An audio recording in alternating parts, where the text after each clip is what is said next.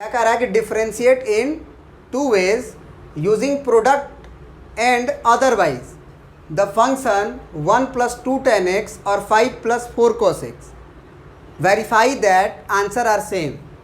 मतलब ये जो फंक्शन दिया हुआ है इसे हमें डिफ्रेंशिएट करना है दो तरीक़ा से।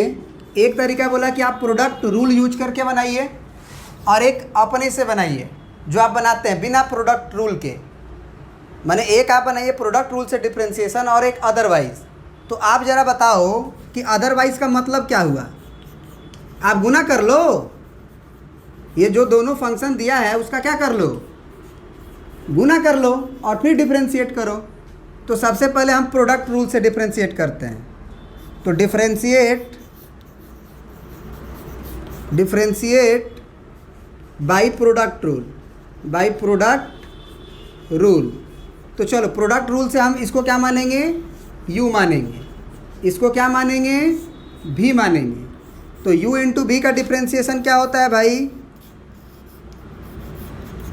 u dash v plus v dash u। तो ज़रा बताइए डिफ्रेंशिएशन क्या होगा। u हमारा ये है तो एक ब्रैकेट में हमको ये 1 + 2 tan x को डिफ्रेंशिएट करना है।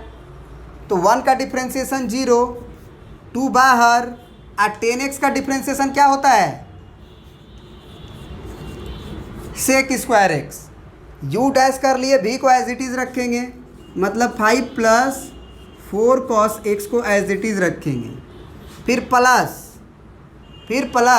v का डैश, तो v हमारा ये है, तो v हमारा ये है तो 5 का डिफ्रेंशिएशन 0, अब प्लस 4 बाहर और cos x का डिफ्रेंशिएशन माइनस sin x। हो गया डिफ्रेंशिएशन प्रोडक्ट रूल से। इसको ज़रा सिंप्लीफाई कर लें आप, तो ये हो जाएगा 2 sec²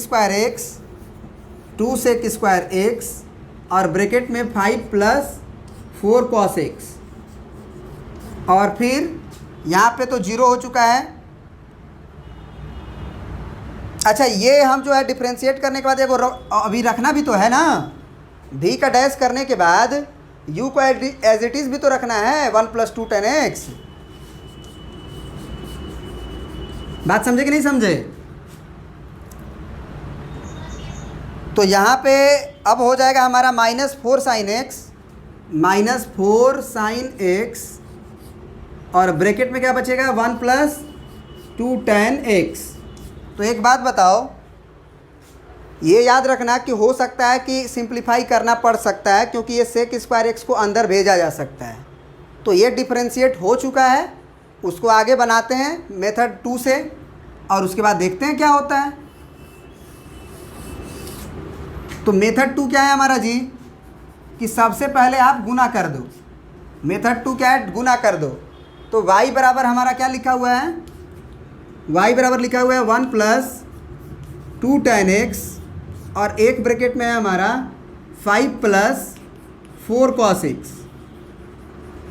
तो गुना कर दो इसको। तो y बराबर गुना करोगे तो 1 का गुना 5 में होगा तो 5, फिर 1 का गुना 4 cos x में होगा तो 4 cos x, फिर 2 tan x का 5 में होगा तो 5 दूना के 10 tan x और प्लस 4 दूना के 8, 4 दूना के 8 और tan x का cos में x में होगा तो tan x into cos x। एक बात बताओ हमें, tan x क्या आएगा, sin x by cos x आएगा। और यहाँ का cos x यहाँ का cos x कट जाएगा, तो उसको हम लोग 8 sin x लिख सकते हैं। बोलो, अरे tan x का जब गुना होगा तो sin बाई cos हुआ, यहाँ cos इंटू में तो cos कट जाएगा तो sin बचेगा तो 8 sin x, कोई दिक्कत नहीं, हम लिख सकते हैं। अब dy/dx कितना आएगा, 5 का डिफ्रेंशिएशन 0, 4 बाहर, cos x का डिफ्रेंशिएशन माइनस sin x, फिर प्लस 10 बाहर, tan x का डिफ्रेंशिएशन sec² x प्लस 8 बाहर sin x का डिफ्रेंशिएशन cos x। यानी कि फाइनल आंसर क्या आएगा ज़रा बताओ, -4 sin x फिर प्लस 8 cos x और फिर प्लस 10 सेक स्क्वायर एक्स। क्या ये वाला स्टेप समझ में आया? आप कहोगे कि सर आंसर कहाँ मैच कर रहा है, आंसर तो अलग आ रहा है। बेटा अलग नहीं आ रहा है, उसको सिंप्लीफाई कर लो, आ जाएगा। सिंप्लीफाई कर लो, माने ये जो आंसर आया है हमारा मेथड 1 से, प्रोडक्ट रूल से, उसको आप मल्टीप्लाई कर लो बारी बारी से, आंसर आ जाएगा आपका। और आपको दिख भी रहा होगा 5 से इस 2 सेक स्क्वायर एक्स का दोनों में गुना होगा, तब 5 से पहले बारी बारी से गुना करो। इसका गुना तुमको दोनों में करना है, तो 5 दूना के 10 सेक स्क्वायर एक्स आएगा कि नहीं आएगा? बोलो, बताओ आज से हमें। 5 दूना 10, ये 5 दूना 10 सेक स्क्वायर एक्स आएगा?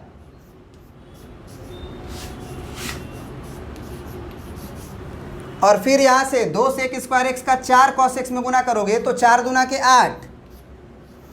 और यहाँ पे सुनो ध्यान से सुनने की कोशिश करना। ये जो सेक स्क्वायर एक्स है, अगर कॉस एक्स से गुना होगा तो सेक स्क्वायर खुद क्या होता है, नीचे में कॉस स्क्वायर एक्स होता है ना, और ये वाला कॉस एक्स ऊपर रहेगा। फिर -4 साइन एक्स का अंदर गुना करो तो -4 साइन एक्स का 1 में गुना होगा तो -4 साइन एक्स। फिर -4 साइन एक्स का गुना इस 2 tan x में करोगे तो -8। अब सुनो ध्यान से, फिर से tan x है, तो tan x है तो नीचे में क्या होगा, ये sine x by cos x. ये कटेगा नहीं, कटेगा? ऊपर में ही साइन एक्स आएगा, ऊपर में ही साइन एक्स आएगा, तो क्या हो जाएगा, साइन एक्स का स्क्वायर हो जाएगा ना। तो ये साइन स्क्वायर एक्स हो गया और नीचे बचेगा कॉस एक्स। अब ज़रा देखते हैं क्या हो रहा है, क्या हो रहा है। 10 सेक स्क्वायर एक्स तो मैच कर रहा है, बढ़िया है, मैच कर रहा है। यहाँ से ये कटेगा, कितना बचेगा, थोड़ा सा सिंप्लीफाई करना पड़ेगा, है ना, मिटाएंगे थोड़ा क्वेश्चन। चलिए, तो यहाँ से कितना आया हमारा मेथड 1 वाला आंसर, 10 सेक स्क्वायर एक्स। और ये हो जाएगा कितना, कॉस से कॉस कटेगा तो 8 बाई कॉस, यानी कि 8 बाई कॉस एक्स। और वहाँ पे क्या आ रहा है, -4 साइन एक्स, -4 साइन एक्स, फिर -8 साइन स्क्वायर एक्स और डिवाइडेड बाई कॉस एक्स। बहुत बढ़िया। जो आंसर का पार्ट है उसे खींच लो। जैसे हम बोलेंगे कि -4 साइन एक्स मेरा आ रहा है ना, तो कहोगे जी सर आ रहा है, तो हम कहेंगे कि -4 साइन एक्स को पहले बाहर खींच लो। फिर देखो यहाँ से 10 सेक स्क्वायर एक्स मैच कर रहा है ना, यहाँ भी 10 स्क्वायर प्लस में आ रहा है, इसे भी खींच लो। अब यहाँ पे बचा ये वाला टर्म और ये वाला टर्म, तो इसको एक साथ कर लो। एक साथ करोगे तो इसमें 8 बाई कॉस एक्स तुम्हें कॉमन दिखाई देगा, दिखाई देगा कि नहीं दिखाई देगा, 8 बाई कॉस एक्स, और यहाँ भी 8 बाई कॉस एक्स कॉमन है। अब 8 बाई कॉस एक्स कॉमन अगर पूरी तरह से ले लिए तो इसमें 1 बचेगा, और -8 बाई कॉस एक्स लिए हो तो साइन स्क्वायर एक्स बचेगा। अब तुम बताओ कि 1 माइनस साइन स्क्वायर एक्स क्या होता है, 1 माइनस साइन स्क्वायर एक्स क्या होता है, sine square x plus cos square x 1 होता था भैया, sine square x plus cos square x 1 होता है। तो अगर हम साइन स्क्वायर एक्स को उधर भेज दें तो 1 माइनस साइन स्क्वायर एक्स कितना हो जाएगा, कॉस स्क्वायर एक्स होगा। तो -4 sine x plus 10 sec square x और प्लस 8 बाई कॉस एक्स, और यहाँ आएगा जो कॉस स्क्वायर एक्स, उसमें का एगो स्क्वायर वा कट जाएगा तो वो हो जाएगा 8 कॉस एक्स।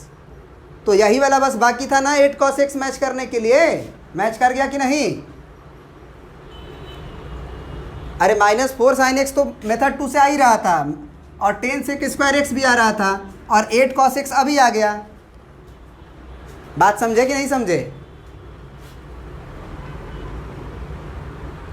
तो हमको क्या करना था कि दोनों मेथड से सेम आंसर आएगा, यही प्रूफ करना था। प्रिंट कर लीजिए।